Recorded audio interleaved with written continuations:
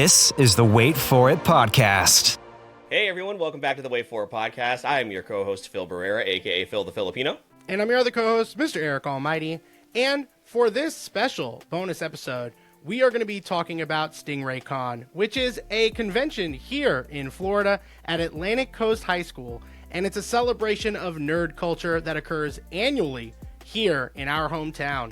The event is managed by our guest here and the Nerd Club, a group that supports over 200 students' geek passions. And Phil, this has been an event that we have sponsored with and is now on our calendar to look forward to each and every year. Yeah, it was such a bummer last year that I had to miss it because of work, but this time around will not be the case, and going forward I'll make sure to be there all the time. So very, very excited to welcome in our guest, Joseph Rawlins. And Joseph, how are you doing here tonight? Thank you so much for making the time.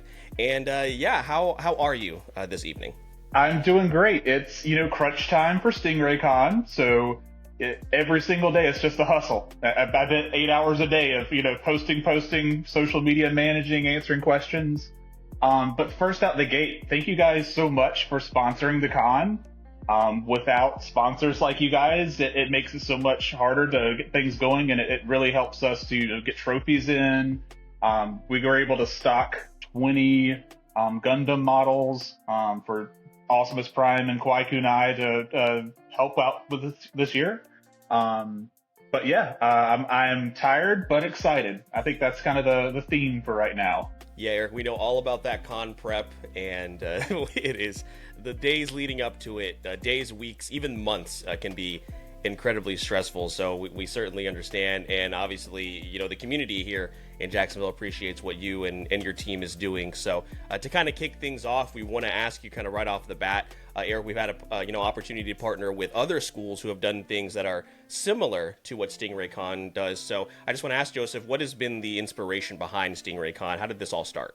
StingrayCon took off quickly following COVID. We moved to an online format once all the schools shut down, because I noticed that a lot of the students that I had previously in Nerd Club, it first started off as Comic Book Club about 17 years ago when I first started teaching. And then I had requests, well, can we add anime to the club? Sure, let's add anime. So now we've got cosplay or comic book and anime club. And then it was, well, can we add cosplay? And then eventually just the name was getting too long. So I said, we're just going to call it Nerd Club and be done with it. So now we have Nerd Club.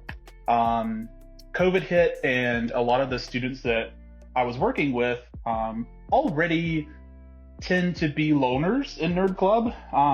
Not, everyone, but that's kind of it comes with the territory of being a geek and being a nerd.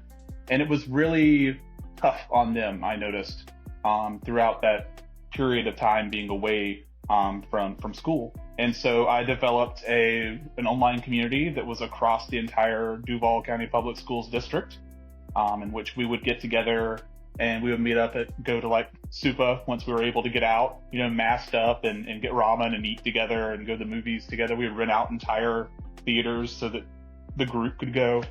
And then eventually it evolved into, what's the next level? So we throw a convention together? The first year was pretty small. I think we had something like 10 vendors, maybe. We showed like a movie, and we had maybe like a 16-player bracket for Smash Brothers and a cosplay contest. And then the next year it was quickly 50 vendors. And now we're looking at something like 85 vendors this year, with so many things, like new things constantly coming up, because we just want to keep pushing the envelope to make it bigger and better every year.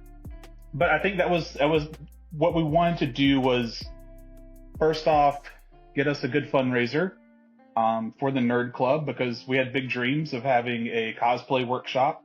So we've invested a ton into power tools and materials for our cosplay workshop. We wanted to have a Dungeons & Dragons library and the ability to have virtual tabletops and things like that. And so StingrayCon serves as a fundraiser for the club. 100% of whatever money we pull in from ticket sales, minus security costs and janitorial costs, go towards the club. And we also wanted to have a place to showcase students that, maybe their speciality isn't athleticism or academics. They're not always the kids that win, AB honor roll, valedictorian, or are the football champion on the field. And we got to see some really cool kids that you would never have noticed before doing things like winning a cosplay contest and heading up a Smash Brothers tournament. Like it was cool to see them kind of have their moment in the sun, and that's kind of what it's all about. Yeah, Eric, we always talk about how conventions are an opportunity for a lot of people to obviously find their community, and also the opportunity to really just be themselves and be comfortable. And I mean, it's just so cool that there's something like that here locally there that people can turn to, Yeah, and of course, getting involved more in the community has been great, and getting to see, Joseph, how much inclusion and representation you also have at these events, and how much of a focus and how important that is really big to us as well. Speaking of representation, though, I mean, you saw our fandoms expressed very much here in our rooms. I'm very curious, at StingrayCon, what are some fandoms that people can expect to see represented? And what are some fandoms that are kind of close to your heart in particular? Oh boy, let me start personal first. I'll go egotistical. I am a huge fan currently. I don't know if I'm supposed to say this as a teacher, but Dungeon Crawler Carl is my jam right now. I have read those books all the way through. I'm going through the audiobooks right now. I wish I could be Carl and cosplay at the con, but walking around in boxer shorts would probably not be a great idea as a public school teacher. But yeah, that's currently my obsession. I was a big TMNT guy. Raphael's my guy. Growing up, a big Pokemon guy. But in terms of the students, let's see, this year D&D has really taken off, which kind of reflects pop culture at the moment. It's huge. It's really, grown a lot in the past few years. D&D is big. Genshin Impact still has a lot of sway over my students and the cosplays that they want to create and invent and stuff. I also have a lot of students that are interested in, they pull from random books that I've never heard before, but just young adult literature that's come up recently, and they're wanting to be characters that I'm having to Google and figure out. Like, this book didn't exist when I was little, so I got to figure this thing out. Yeah, I think those are kind of like the big things that I hear students talking about a lot. And then, of course, anime from all sorts of sources. I can't even tell you like what the number one thing is because it's constant chatter. But I would say Demon Slayer is still pretty huge. My Hero Academia has kind of taken a fall lately. I don't know what that's all about, but there's not as much interest there. Yeah, and I think Pokemon is on the rise again because of the trading card games on phones. I see a lot of kids playing that in class, and I have to tell them to put the phones away. We'll play that later. That's taken back over. That was cool because it's been a while since we had Pokemon Go come out and kind of bring everybody together. But the trading card game is kind of doing a good job of that. And yeah, Pokemon Phil just can't stay dead, and I think you're probably the happiest more than anybody about that.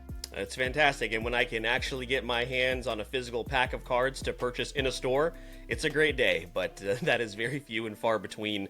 So whenever I see one out in the wild, I just I have to go pick it up no matter what it is. So that's great, and it's also great to hear that there are just so many different trends, between D&D and then, of course, like you said, young adult literature, and then also coming back to anime. It's really neat that there's just such a really healthy ecosystem of different fandoms that are going on there. So, we talked about, obviously, a lot of the positives and how far StingrayCon has come. We're just really curious about what are some of the challenges, some of the obstacles that you've come across in doing a convention like this as it's grown over the years. I would say the biggest challenge is that I'm essentially a one-man team, and it's volunteer work, and so the idea of expanding and getting other people on board is pretty hard. I think a lot of the challenges that you would see from maybe like a college football team you see with this, because we have waves of students come through that want to take on leadership positions. This past year, last year's StingrayCon, I had 3 seniors in particular that were just absolutely amazing. Allison, Ola, Jaslyn, if you'll hear this, all props to y'all. that were just crushing it and would come through and didn't mind taking on that leadership role. Right now, it's more, we're still kind of looking for those people to take that spot and take the reins a little more because they were just kind of killing it for 3 years, and then now they're gone and graduated. We're looking for new leadership. I would say that's probably the biggest challenge. We kind of wing it on a lot of stuff. That might come through a little bit, but I think we do a good job in terms of setting up a framework.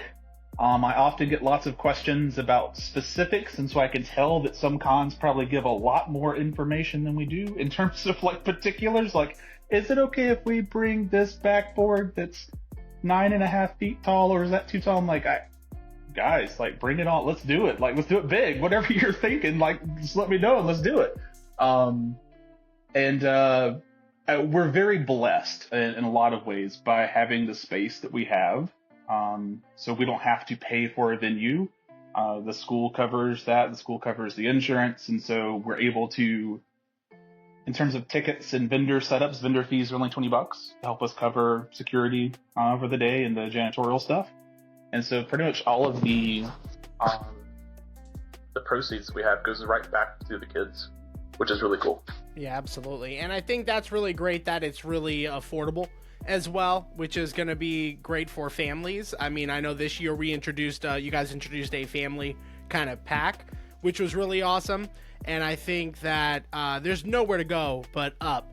And we're really excited to be a part of that. And Joseph, I definitely want to give you an opportunity as we wrap up talking about StingrayCon for the future. What does that hold? And if people are watching this after the event has passed at the time of this recording, this is an annual event. So let us know, in addition to what the future holds, what exactly can people do to find out more about StingrayCon? Where can they go? So to find out more about StingrayCon, I would recommend the Instagram first and foremost. Head over to @stingray.con to get probably the best updates around. We also have a website. It's StingrayCon.info to follow along there. Currently, and what we're looking forward to for this con is we have a couple events that are traditional, having a cosplay contest, a Smash Brothers tournament.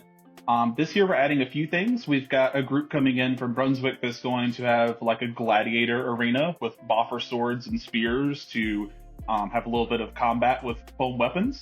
So that's going to be pretty cool. We're going to have Kawaii Kunai is setting up a nerd lounge where they're going to be running some nerd trivia, some nerd bingo.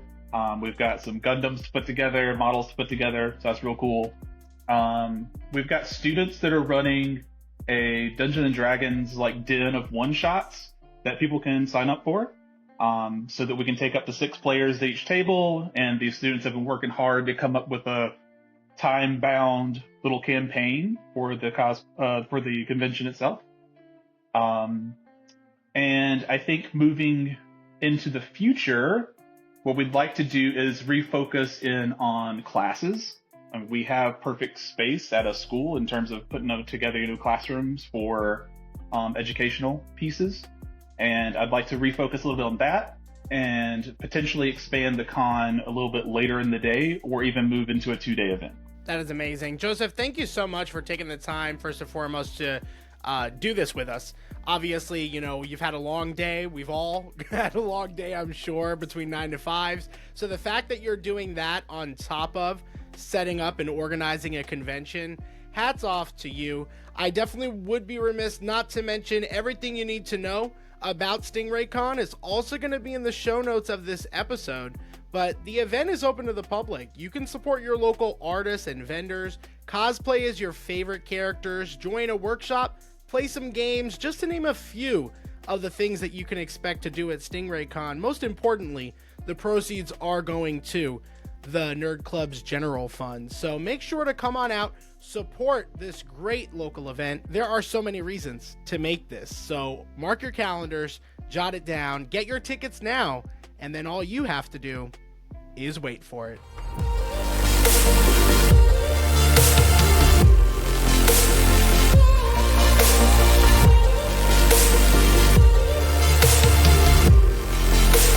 This is the Wait For It podcast.